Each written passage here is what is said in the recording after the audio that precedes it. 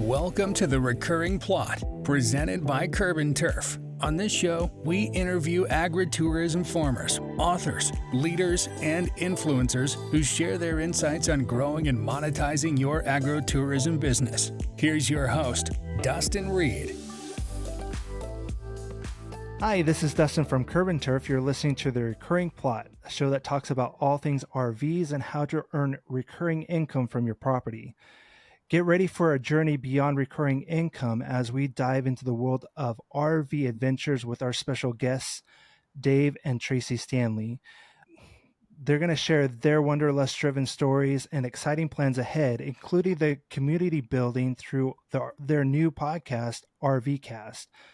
Join us today for a unique episode of The Recurring Plot, where we're going to explore the road less traveled and the stories that it unfolds. So, welcome to our show today. How you guys doing today? Great. Thanks. Great. Thanks for having us on, Dustin. It's a real pleasure to meet with you today.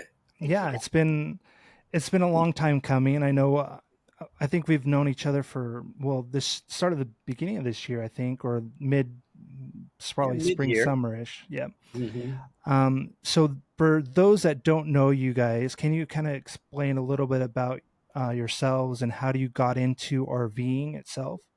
Yeah, sure. So we were both born and raised in northern Utah, and we reside in southern Utah, right near Zion National Park. And kind of growing up, my experience was my dad surprised the family by bringing home a Winnebago Indian back in the early 70s. I don't know if you're familiar with those. But it was the box on wheels with the big W on the side. Big W in avocado green. Mm-hmm. Oh, that's a good color. Had the love seat up front on the passenger side, and the engine right between the driver and the passenger. And I look back on it now. I was just a wee lad, but my favorite seat was up on the dashboard. And I think about now driving around, sitting on the dashboard. What could go wrong in today's world? We're a little bit bigger family. So my dad actually had a bus that we traveled in. And, just like David riding in the windshield, I remember as a little kid, we would make a bed up in the luggage rack. With soft blankets because it's just bars, and then make sure that there was a bar so that if the bus turned, you wouldn't roll off, Right. Well, so you're doing like schoolies before, like your family was doing schoolies before they were cool, I guess, right? Because that's kind of like the new thing now is like converting your school buses to RVs, but you're actually using it as an RV. Right. Right. And one of the interesting things was my parents were renting the RV out to help pay for it. And I was somewhere in the 8 to 10-year-old range. So I don't have a lot of memories about it. More memories about playing with, kind of SWAT TV, pop show things. Me and my friends would pretend like we're driving around saving the world in the RV, even though it was just parked on the pad in the backyard.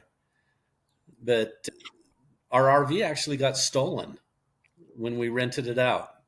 And so it was a short-lived wonderland of having that RV when I was a kid. So they never recovered it? It was just gone forever kind of thing? They actually recovered it about 15 to 20 years later. And the way that they recovered it was somebody bought it after it was stolen, and it was completely stripped. Everything was gone. And they went to a different dealership because it had been disguised as a different motorhome because they wanted some parts. And the dealership said, "No, this is a Winnebago." And then that started let's do some research on the numbers. And, did you know this was stolen? And my dad did go take a look at it and said, no, it's because all it was the box. Everything was stripped out of the inside. Right. That's crazy. That's so weird. and that was something. I guess you guys are kind of innovators because that's something that they do more frequently now is like renting their RVs. And Mhm. obviously there's probably less risk involved just because there's third parties that do it. Like outdoorsy.com is one of those companies, and Yeah. which is that's kind of interesting. So Southern Utah is super beautiful. You guys are near a lot of national parks. It's one of my favorite areas to visit just because of that, because you're near Zion's arches. You have tons of places. Is that kind of inspired you with your RV lifestyle, or what inspired you to move down there? What's even inspired the RV lifestyle for you guys? Right. So the weather inspired us to move down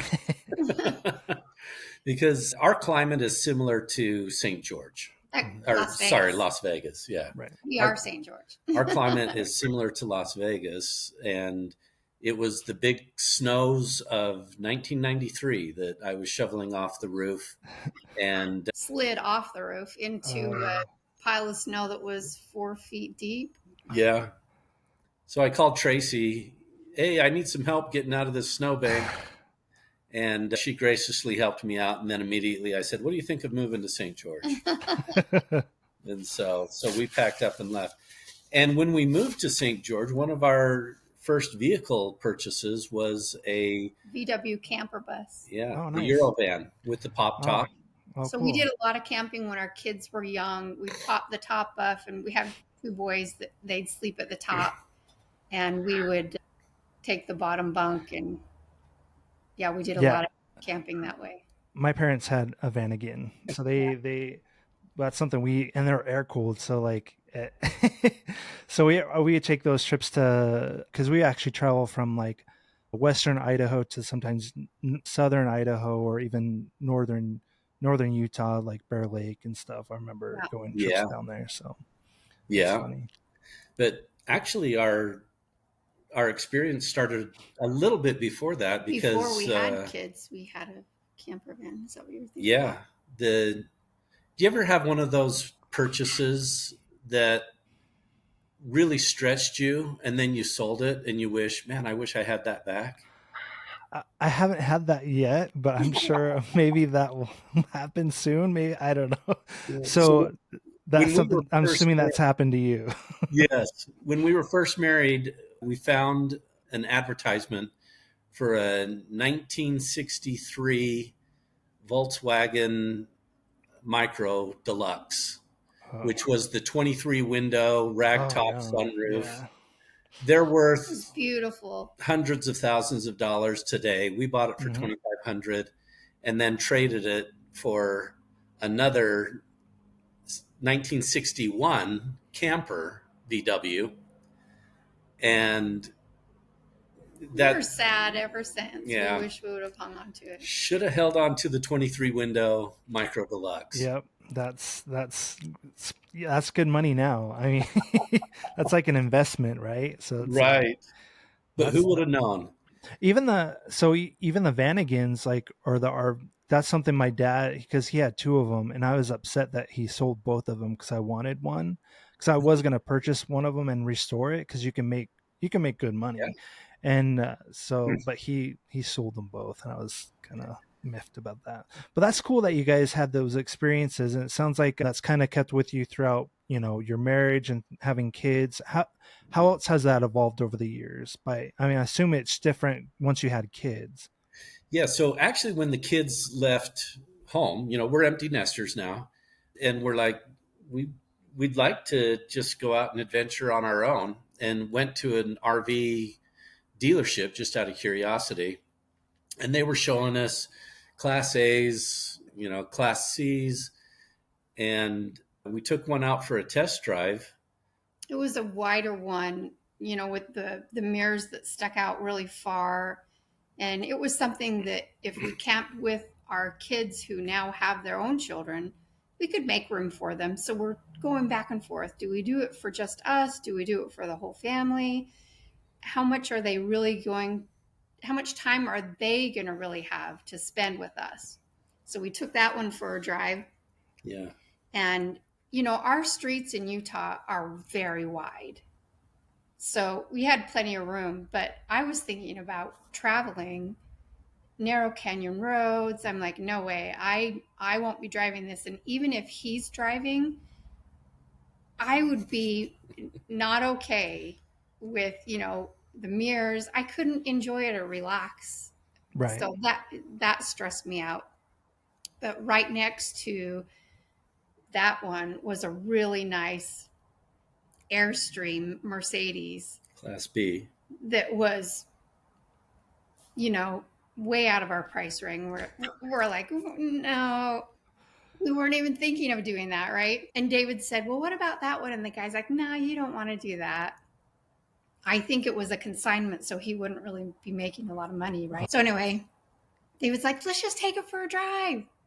So we did, and it's narrow. I could drive anywhere in it. I'm like, yeah, I could drive in New York or California with this. I'm not afraid to drive on the freeway in those big cities, right? How's that been treating you so far? How long have you had the Mercedes or the Airstream? So it's been 2.5 years. 2.5 years. And it was kind of interesting because the Class C that we were looking at had the pop outs and all this room.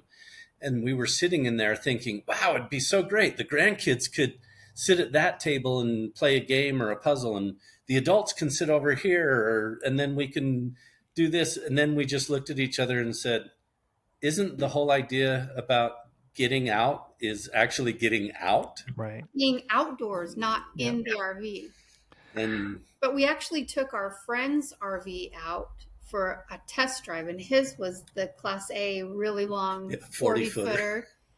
And we had a great time with that, but it seemed too big for us. It's like, what are you doing with all the room? It wasn't, even when we had the grandkids with us, it still seemed too big. And our grandkids now, in fact, our grandson, it's close to Christmas, it's November now, and he told us he's asking Santa for a puppy and an RV. We must be extra good this year, hopefully. Our kids love the RV, and if they don't get to ride with Grandma and Pop in the RV, they're so sad. They love it.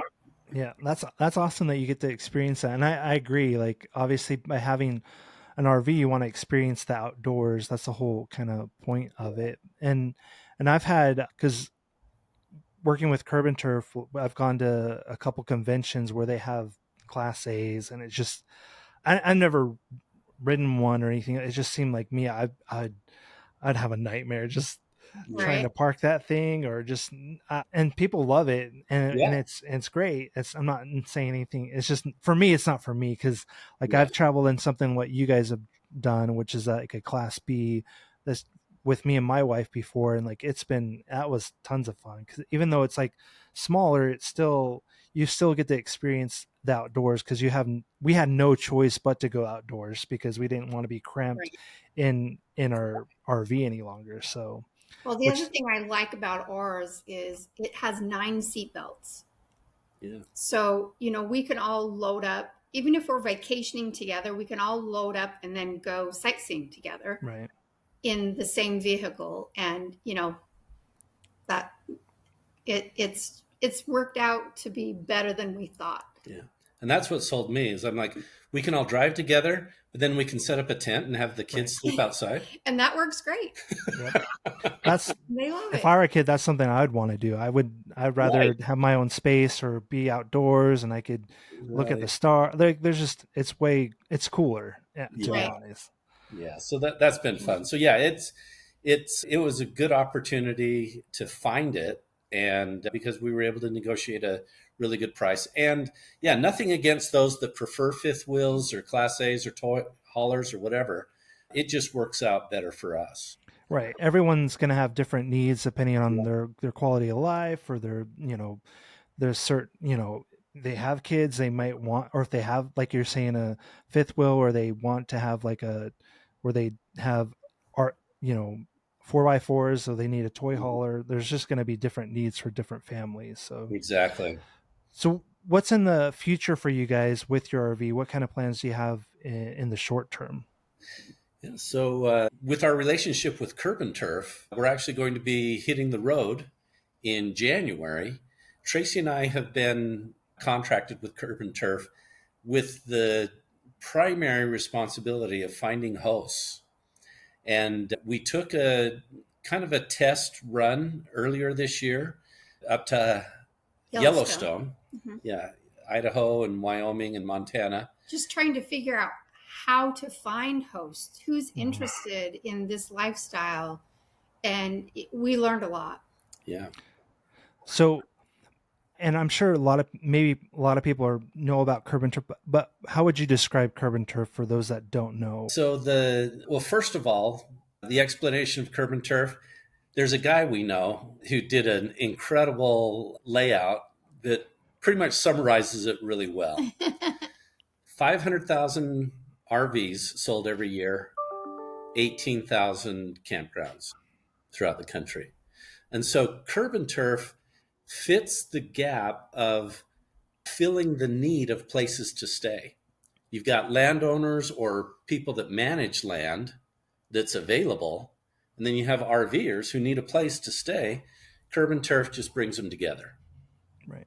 The thing that we've loved most about our first adventure is the connection with the land, the connection with the people that you meet. You know, when we're out, it doesn't matter where you are. If you are in an RV park and you're 3 feet, away from each other, people just love each other. There's a connection. We want to be near each other, but at the same time, sometimes you want to have connection with nature with nobody else around. And that's the great thing about CurbNTurf. You have all of that. You can have times where you have connection. You can have times with nature or with people or with places or what have you. And it's great. Yeah, I think it's great and there's people that sometimes just want their space. So even have an RV, you have your own space, right? Which is kind of, you're taking like the best of a lot of worlds where it's nature, you're taking time getting to know other people. And then if you want to kind of just be apart, you can go to your RV and just kind of have your own space, which is great. And that's something we found, especially during COVID, that a lot of people were yearning. And I think a lot of people are still yearning to kind of get out in the outdoors, just because you're cooped up inside, because they're telling us to stay inside, stay indoors, and not, basically the opposite, not to be social, not to be, because, Right. The whole point of being social is like getting out and like talking to people. And then when you're staying indoors, there's not a whole lot of opportunities to do that, at least, face to face. And so I think it's what you guys done for CurbNTurf has helped us. That's obviously one of the reasons why we wanted you to be a part of the team, because we found that you're able to get quite a few of hosts. I think you doubled the amount of hosts that we have. And I think it's kind of cool that you guys have been advocates and for that. How do you guys initially connect with CurbNTurf? I think, did we do an ad? Is that what it was? No, it's one of those serendipity things, right? So a bunch of high school buddies, we got together in May of this year for a golfing trip. So one up in Salt Lake, 2 down in Arizona, and us in St. George. And so we haven't been in each other's business, right, for a long time, really since high school. And so we got together, and the obligatory, so what have you been up to, or what are you doing now? Conversation comes up. And one of my good friends, Todd Williams, said, "Oh, I just started a new venture with a company that helps people who want to do podcasts and shows launch those online." And Traci's been wanting to do something like that for a long time. I'd been working in my head for about a year, wanting to make videos for our grandkids. And I thought, why don't I just do them and put them on YouTube? Right. That way it's an easy way for them to grab them. But, with our own kids and with our grandkids, I've always used toys to teach them, and one thing that I've been a big big believer in is yoga and meditation and, just finding peace and love for yourself. And anyway, so I thought, I can do a show with that, but also teach them about STEM or, all kinds of stuff. And so David came home and he said, "Hey, Todd's got this thing. What do you think about just going for it and doing what you've been, dreaming about doing for the grandbabies?" So we started, we signed up. We started thinking, how is this even going to make sense? Or, if you're doing a real show that you're releasing something, you have to have it make sense. It can't just be, whatever. So we were working on that for quite a while. And then one morning I woke up and it was just in my head. So we have a son who just graduated with his master's in space systems engineering. And I came up with the idea. I woke up and I just went right into David and I said, "I've got it. It's a Barbie doll family who are going to colonize Mars." So before they colonize Mars, they're going to say goodbye to Earth.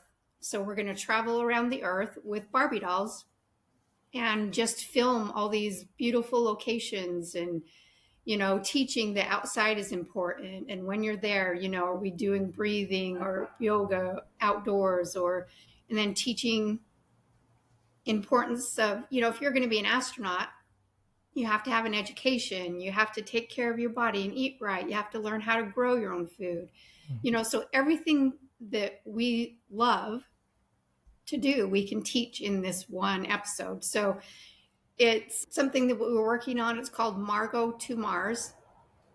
And when we were doing that, we had a meeting with the CEO of the Pod Up company. And as we were explaining to him what we were doing, he said, "Now wait, you're going to travel the country in an RV." And he's like, "I'm working." Do you want to tell that part? Yeah. So he said, "I'm consulting with a company that is looking for somebody to travel around and in an RV. And this may be a good match.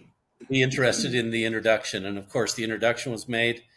And we explained to the CurbNTurf owner, "Hey, this is what we're doing." And he's like, "Great. Why don't you just do this along the way and find host sites?" Right. So, and we can drop names because both of them been guests on the podcast. Oh, okay. So they're talking about Nathan William, which is the Pod Up owner, CEO, and then also talking about Aaron Rawlings, which is also a guest on the show. Yeah. So who's the owner or developer of CurbNTurf.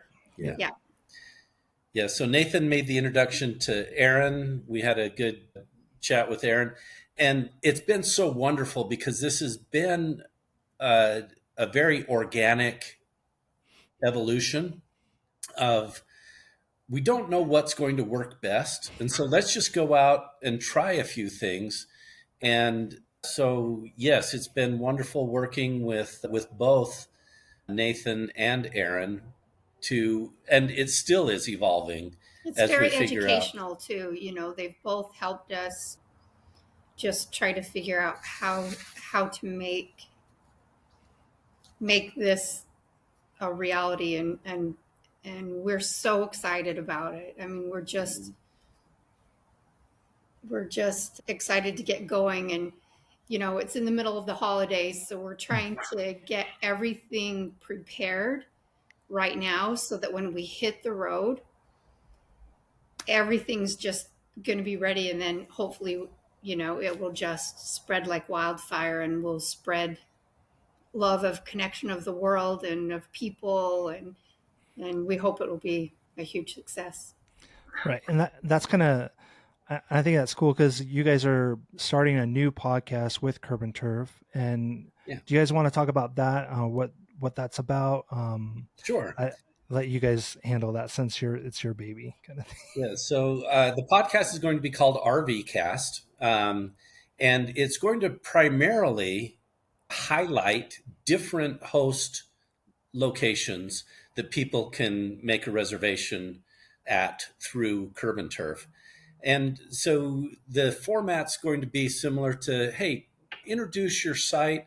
What are some interesting things that are around here to do? What are interesting things to do right on your property? And then also, one of the most incredible parts of CurbNTurf is ancillary opportunities, where I like to tell people, if you've got a hobby, why don't you do that hobby and still make a little bit of money? Let's say that you like to fish, and there's a nice stream either on your property or near your property.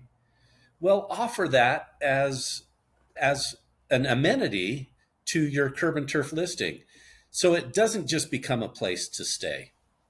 People can make a reservation and say, yeah, I'm interested in fishing. I have no experience, let's say fly fishing. I have no idea what fly fishing is about. Well, funny you should mention that. I'm a fly fisherman. I'd be happy to take you out. And, for $50 or whatever, I'll take you out for a few hours and we'll go catch some fish. And I'll teach you a little bit of the basics of fly fishing. What a cool thing to have some one-on-one individual attention in with somebody that loves to do it and somebody that loves to introduce people to their hobby. And this can be anything, ATV rides, fishing. Well, it's twofold. You get connection with the people and the place, the land. For example, when we were going to Yellowstone, along our way, we stopped at a dairy farm. Oh my word. It was like being in heaven. I mean, the green around, the mountains around, the way the guy did his dairy was just beautiful. And those are the places that, we'll probably go back to his place to have him be, on our podcast. We did do some interview with them while we were there, just because we were so interested in what they were doing. But the way they were doing their dairy was all organic. They had different meadows that was all run on computer. The computer would let the cows in and out and go to a meadow, and they would stay in that grazing area for a week or two, between two grazing areas, and they had 16. And the computer just knew it, and they would, let the others grow whatever they were eating in there. And we learned so much, but we'll never forget visiting there, the connection with the people, the family.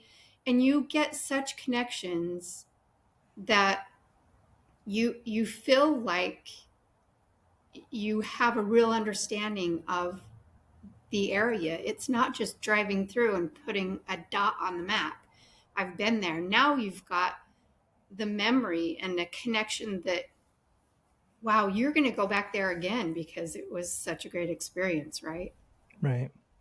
Well, that's cool because I grew up on a dairy, so I know kind of what that entails and stuff. And I've been interviewed several people who are kind of do the same thing, where it's all organic, and it's just cool that a lot of people have stories like that many people don't even know about, just because that's their everyday life. And a lot of people just don't know, just because they don't have the platform to tell people. So I think RVcast is going to be a great podcast for those trying to raise awareness, and then you're providing that platform to do that, which is great. Any other things that you guys envision RVcast to, how it's going to contribute to the RV community itself, or what other benefits can travelers have? Just be, because I think we're talking about the host side of things, but what about RVers? Yeah, so we're going to have some general interest in there as well. We love to cook, and so we're going to highlight some of our RV cooking and baking. So we're going to try to figure out how we can carry maybe a pizza oven with us. And I've studied French baking. Oh, cool. So you can use a hot pizza oven to cook, mini little baguettes. And I've learned some ancient way of baking where you don't need a mixer, and it's the old-fashioned sourdough and the old-fashioned flour, those types of things. And what can you do on the road that might be small? I've learned how to do canning in small portions, like making jellies. So we'd love to stop at fruit stands and then on the podcast teach how to make jams or jellies that you only get 1 or 2 cups worth. You don't have the big bottling, right, of a big, so little things like that, baking, bottling, cooking. Because we don't have the space to do a lot of canning in our small RV. And also, how do you live in an RV? David's come up with some fun, innovative things. We've used some things from IKEA, so we'll do little hacks on RV life. Well, that's cool. That's something that's one of the things I love about the RV community in general, just because they typically share a lot of their information. And anyone that's kind of even gone on YouTube, that there's just lots of information. And I'm glad that you guys are providing another side of that, whether it's through the podcast or, just providing that out there, which is great. What other future plans do you guys have? And I know behind the scenes at work, we've been creating, or you guys are creating an RV summit. Is that correct? Yeah. So an RV summit is to be launched, to be determined sometime next year in 2024, that is going to bring together the RV community and the RV information community as well. You mentioned it before. The RVers are kind of a unique brand of people that are so willing to share. It's like, oh, I came up with this great idea or this great hack that works, and it's not I'm going to keep it to myself so nobody else, it really is hey, this worked for me, and I bet it can work for a lot of other people. And the community is so generous. And so part of the RV Summit is expanding that generous community to create a better reach and to introduce new ideas like Curb and Turf, which, your traditional deal was, hey, you hit the road, you look up a KOA campground and you pop from KOA to KOA, right? And this is just a totally different experience that solves a lot of problems along the way as well. Obviously there's the basic. I need a place to stay. I need something to do, right? This expands it because now RVing has become so popular that oftentimes the traditional campgrounds are full, or they've gotten incredibly expensive, or they're way crowded. And so we traveled coast to coast, and it's very difficult to find a safe place to stay. Oftentimes you're in rural communities and you're searching, for places that will allow you to stay.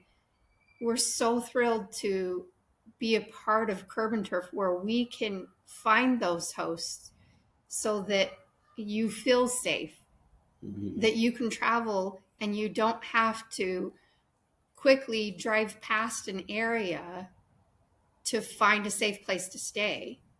And, many times, like David was saying, the RV places are filled, or it's heightened season, right? And there's nowhere to stay. You're trying to find a boondock spot, or, who do you know that lives in the area? Are we parking in someone's driveway that we are friends with? Because there's nowhere to stay. So And beyond that, it's the experience of Curb and Turf is that you really do make a connection with the hosts if the host has it set up that way. Now, some hosts are like, yeah, I'd like to make a little bit of extra money and I've got this land out here, but I don't want to talk to anybody. I don't have the time. I'm busy. I'm willing to share my beautiful land, but I don't have time to babysit it. Yeah. And Curb and Turf accommodates that. But the ones that we really enjoy are where we have an opportunity to make connections with people along the way. Right. And I think that's a key point, because like what you guys are talking about is, that's just how travel is in general right now. You have to either plan a year out, or you're going to be, you have to plan, be like, hey, we have family here. We could stay with family here, but what about these nights? Or what if we want to stay longer? I mean, sometimes those plans change, and then you need, to come up with a plan B or plan C kind of on the fly. And you don't know the area, or, so that, I think that's great, because that's one of the things that we're trying to do with Curb and Turf, is just providing options for people, regardless of the situation, just because there's going to be full-timers that typically full-timers are going to look for the cheapest option, typically, because they're doing that all year round. So they're usually going to be staying at these cheaper places, which is great. But there's going to be times where they want to switch it up, or they, there's going to be, everyone's different. So, well, people that are living in their, young professionals I know that live full time, they want a break. They want to go out and have an experience. It's the same as if you're at home, you're like, okay, I just need a vacation, right? When you're in an RV, where is your vacation? Right. Yeah, we used to live in Hawaii, and the joke was, if you live in Hawaii, where do you go to get away from it all? You go on a hike. That's what you do. But RVing is the same way, Yeah, you're living in an RV, you are getting away from it all. But where do you get away from it all while you're RVing? Right. And when we mention, people will ask us about our upcoming adventure, and they're like, well, where are you going along the way? Wherever we want. And we're like, wherever the wind blows. Right. There's more planning to that. Right. We, like you mentioned, you make reservations year in advance. That's one of the beauties of Curb and Turf, is you don't necessarily need to do that. Let's say that you hit an area and you're like, man, it would be great to spend an extra day even here, but we've already got that hotel reservation in the next city and we have to move on. And so this is more of a kind of a freestyle vacation facilitator. We've got a photo bomber in the background. See the crow? I don't see it because your screen for me is cut off, so I don't see it right now. Oh, okay. So where is he at? Or there's a crow in the tree just above us, and he's eating pecans out of our tree. That's great. That's awesome. So yeah, I think what you guys are saying is kind of key, and those that are maybe even thinking about being a host, and that's what you guys are for. So what we're going to do, anyone that's listening to this, we're going to put, because you guys have a special link for helping sign people up. And then because you guys can help onboard, answer any questions. So we'll go ahead and put that in the show notes, or we'll probably leave it on the screen right now. And I think it's a good opportunity, because that's what we're looking for. We're always going to be looking for hosts. We're going to be looking, and even if you have a driveway, whatever it is, especially if you have land, I mean, a lot of people are going to be looking for things like that. But I think it's a great thing that you guys are doing, is just sharing your love of having that connection with people, traveling, giving advice and helping the community grow. And I think the RV Summit's also going to help with that, just by raising attention or awareness for, what other people, sharing your story and introducing other people to other RVers or other people in the community, which is going to be huge, because then you're growing that sense of community, right? Which is something huge for the RV community, and also just so providing that education to travelers and everything else, which is kind of is something that you guys were trying to do in the first place, and I didn't even know about the backstory, how you guys, I didn't know about that. And I usually know a lot of things about CurbNTurf, but which is kind of cool. So I think it is serendipitous in a way, because I think those things happen for a reason. And so I'm glad to have you guys on our team. Oh, it's great to be here. What other stories have you guys come across through your travels, or anything that you guys like to share with anyone on the podcast, any of our listeners? So we have made such great connections. Maybe let me go back 15 years, because this will kind of introduce why we're on the path that we're on right now. We actually got interested in, well, there's a Jack Black movie called The Holiday, Uh-huh. where let's see, I think it's Kate Winslet and Jack Black. And then It's, yeah, I know what you're talking about. And yeah. it has, what's his name too? Another actor that's English. Yeah. I can't remember. Yeah. But it's about exchanging properties, right? And so we became intrigued and heard about home exchange, which is very big in Europe. And living in St. George near the Big Five parks, it's a significant draw for Europeans. And so we actually posted our property, our home, as an exchange property.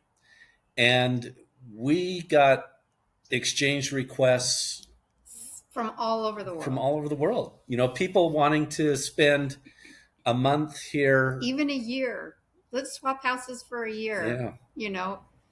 But it's not only swapping houses, you can host each other. Yeah.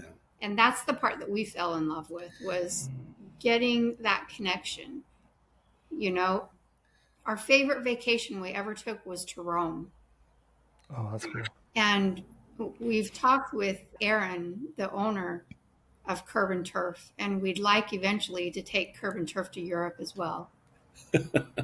And our favorite trip we ever took was to Rome, and it was because of the connection. This guy hosted us, and he was a retired lawyer. He took us all over Europe. It was a very emotional trip, because he took us to his country home, and he showed us where, all of the world wars were happening and what happened to his family during that. And, when you go and have a sightseeing tour, you don't get that. You don't get that one-on-one connection. And I think that's what drew us to CurbNTurf, is because connection is so important for people. And when you feel that, it's like when we lived in Hawaii, the spirit of aloha is love, it's connection. And I think those are the things that we've learned and have become part of our soul. We just want, we were fed by the connection of people.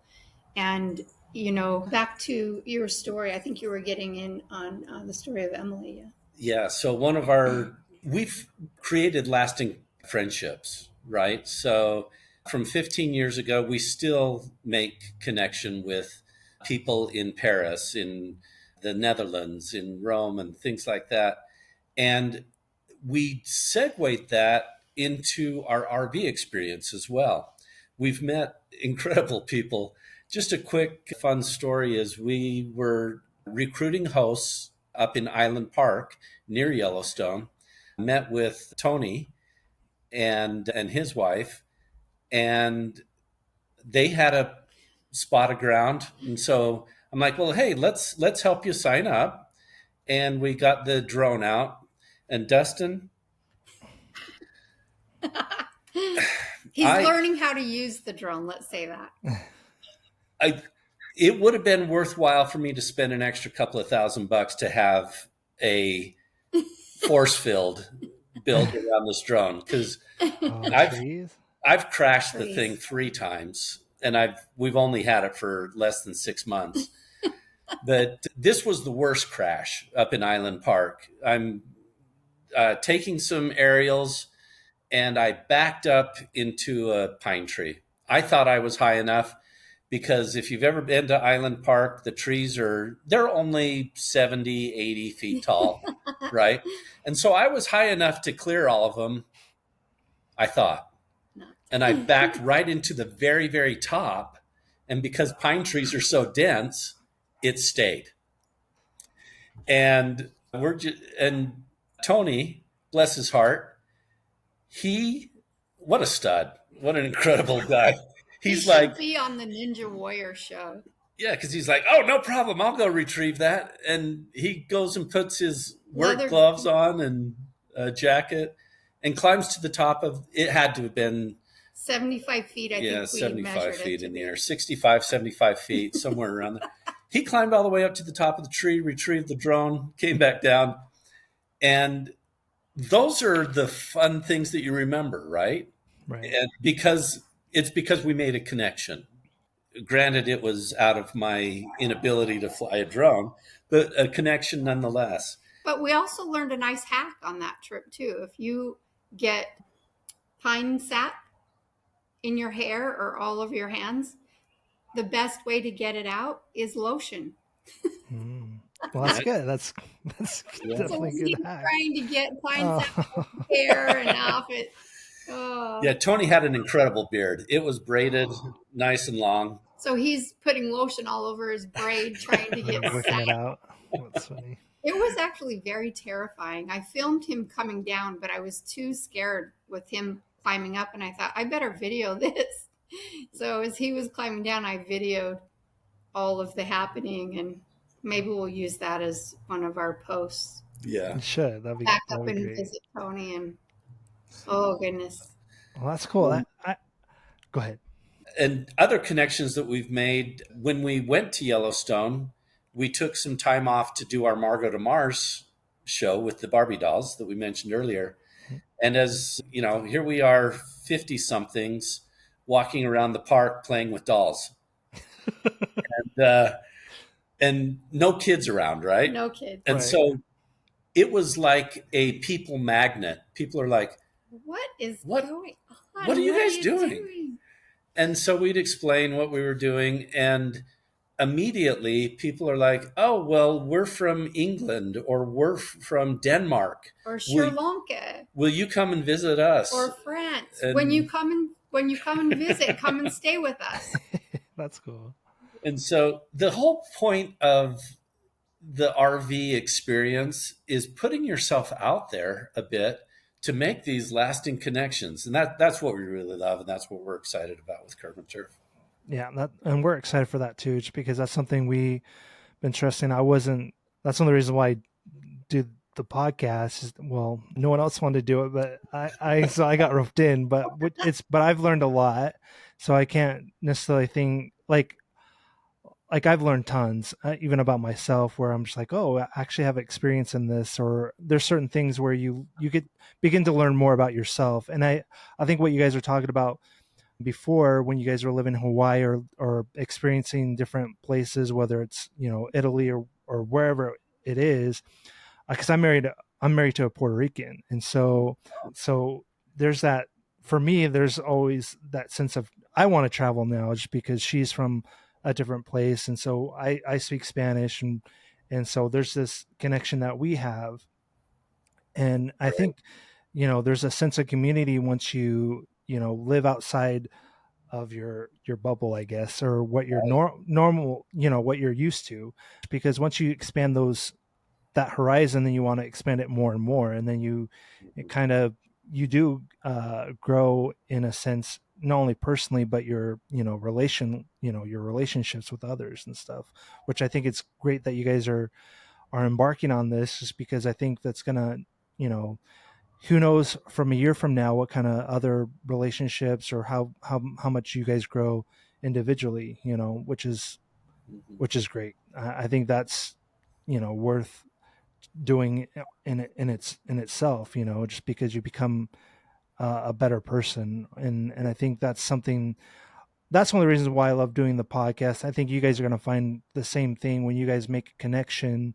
When you interview people, you're getting to know that person. And then so you gain some kind of, may not be a friendship, but at least you have, better understanding. And I think that's something I've learned doing the podcast as well. So, One thing that I've learned about doing Curb and Turf or even our home exchange, our friends or our family will say, wow, you guys are so daring. How do you, or you're trusting of people. And when you're doing your podcast, how it changes you and you learn about yourself. I think the thing that we've learned is if you trust enough to put yourself out there, you become a more trusting person of other people. mm, Being able to exchange homes, people will say to us, I don't want someone in my house if I'm not there. What about your valuables? And we tell them the thing we value most is not stuff, it's people. right. And if you learn that connection is really the thing that governs everything, if you don't have that and you become a hermit, you become more afraid, right? Yep. But there's something about getting outside that it's so therapeutic, in nature, but also getting outside yourself is so therapeutic. And you learn that you're stronger and braver and more resilient than you ever knew you were. Right. I know there are a lot of people that cannot get out. I have a sister who's in a wheelchair, excuse me, and we have had friends that, they can't travel. They're stuck at home working, and they'll say to us, we're going to live our life vicariously through you. And we love that we get to be that part for people to share that adventure. That's cool. Because it's funny that you mentioned someone, because I have family members in wheelchairs as well. And then this particular family, it's a sister-in-law. She came up with a family where they literally changed everything around this person, around her brother. And so they travel together, and then luckily has a blessing of having that. But you're right, there's definitely people that don't have that. And I think it's sometimes even almost counterintuitive. I mean, like, if you think about social media now, it's I kind of call it anti-social media. It's because it's teaching you all the wrong things to do to be social, right? It's teaching you to be pegged to your phone or it's teaching you almost to be selfish in a way. Sure. And I'm not going to go into psychology or anything like that, Right. but by disconnecting, you're really open yourself up. And I love what you were saying there, because that's something you end up trusting. And I think a lot of people that, especially, this next generation, where a lot of people struggle with their emotions or struggle with certain things that I would say that people in prior generations didn't have those problems necessarily. Right. And I think part of that is, and I don't want to get into super, but I really do think, this is a great way for other people to get outdoors. And I appreciate you guys really sharing your story and sharing, sharing that with others. Cause I think that's going to be motivating for anyone that's wanting to do that, to maybe take courage and have that opportunity, and just taking that step forward. What is there anything else that I'm missing or I should add? I haven't. I think we've covered a really good portion of it. If I could bring it into one main focus, Mm-hmm. it really would be that connection that Curb and Turf facilitates. We can go over the logistics of, hey, well, how much money can I make? Or how much money can I save if I'm a guest? Or what's out there? Or, things like that. All of that is answered right? That's our role as host consultants, is to help explain that on an individual basis. Right. And so people feel free to reach out to us with any of those questions.